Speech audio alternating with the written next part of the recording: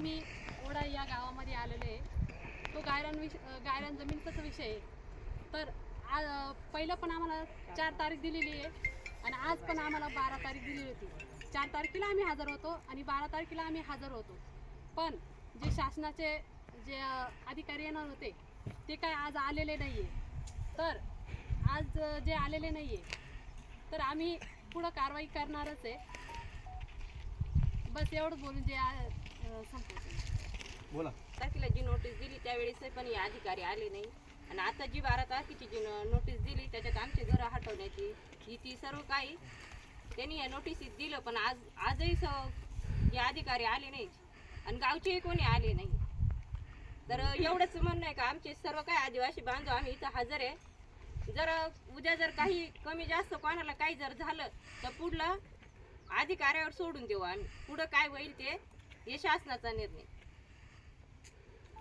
ओढा येथे ओढा ग्रामपंचायत तसेच तहसीलदार नाशिक यांनी गुरेज चरण 171 व 72 या जागेवर जे 14 आदिवासी कुटुंबांनी जे अतिक्रमण केलेलं आहे ते अतिक्रमण काढण्यासाठी ह्यापूर्वी 4 तारखेला त्यांनी एक नोटीस देण्यात आलेली होती।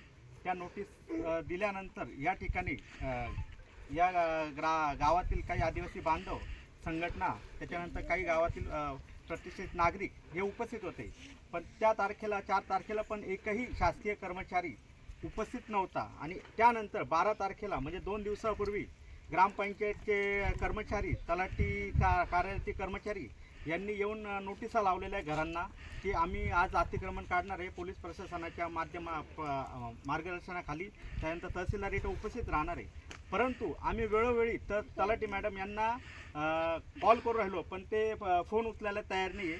म्हणजे त्यांनी फक्त एक आदिवासी इथल्या कुटुंबाचं आहे ना एक म्हणजे वेडत काढायचं काम चालू आहे। नोटिसा द्यायचं, इथं थांबवायचं, त्यांचे रोजगार बुडवायचे असं म्हणजे एकंदरीत आदिवासी लोकांना इथे ग्रामपंचायत तहसील कार्यालय त्याच्यानंतर ग्रामपंचायत कार्यालय यांच्यामार्फत फक्त त्रास देण्याचं काम चालू आहे। आणि या प्रकारे जर असं जर चालत राहिलं तर आम्हाला इथून पुढे आमचा कायदेशीर लढावा लागणार आहे। तर आम्ही जर यांनी जर आम्हाला इथून पुढे जर आमच्या घराला जर धक्का लागला तर याचे जे होणारे परिणाम आहे याला पूर्णपणे प्रशासन जबाबदार राहणार आहे।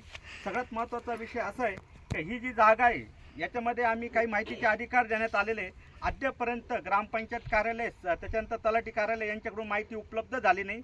तलाठी कार्यालयात माहिती घेण्यासाठी गेले असता तर तलाठी मॅडम म्हणता की मी 71 व 72 या गटावर इथे अतिक्रमण काढण्यासाठी आलेले, परंतु मी 2 तासापासून या ठिकाणी उपस्थित आहे। तलाठी मॅडम कुठेही प्रकारे दिसत नाही आहे, म्हणजे फक्त पळवाटा काढायचं काम चालू आहे।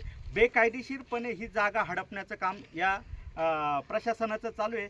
सदरची जागा ही नाममात्र 1 रुपया वार्षिक भाड्याने कंपनीला देण्यात आलेली आहे। माझं एकच म्हणणं आहे, तुम्ही मग 1 रुपया जर कंपनी भाडं देते तर तुम्ही आदिवासी लोकांकडून 1 रुपया भाड्याने त्यांना घरासाठी जागा उपलब्ध करून द्यावी।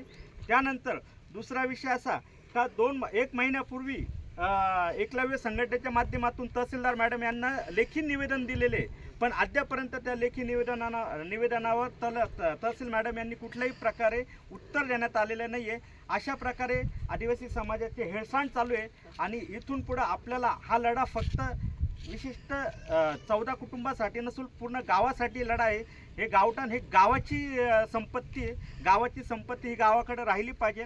त्यासाठी आपल्याला सर्वांनी एकमताने लढा द्यावा लागणार आहे आणि पुढील वाटचाल आम्ही कायदेशीर मार्गाने कलेक्टर साहेबांच्या समोर मांडणार आहोत। आणि इथून पुढे जर नोटीस आली आणि कोणाच्याही घराला धक्का लागला तर याच्यावर सर्वस्वी जबाबदार तलाठी मॅडम, ग्रामसेवक, सरपंच, तहसीलदार, जे कोणी त्या कमिटीचे जे अध्यक्ष किंवा काय असेल, उपाध्यक्ष असेल किंवा कमिटीचे मेंबर असतील त्यांच्यावर गुन्हा दाखल होणार आहे आणि तो पण आदिवासी जमाती कायद्याअंतर्गत गुन्हा दाखल होईल। याला सर्वस्वी जबाबदार प्रशासन राहील। यापुढे जे काही वाटचाल होईल ती कायदेशीर पद्धतीने आम्ही करणार आहोत। एवढे बोलून थांबतो, धन्यवाद। तुम्ही बोलता का? वाटतंय ओढा गावाच्या वतीने काय 1 रुपयानी जी जागा दिली वार्षिक 40 एकर का 35 एकर हे चुकीचं झालेलं आहे। त्याच्याऐवजी यांच्याकडून काय असेल ते 1 देतात आम्ही 2 रुपये देऊ, त्या पद्धतीने आम्ही करू शकतो, पण 1 रुपयानी जी दिलेली जागा त्याची आम्हाला वैयक्तिक लाज वाटते ओढ्या ग्रामपंचायतीची।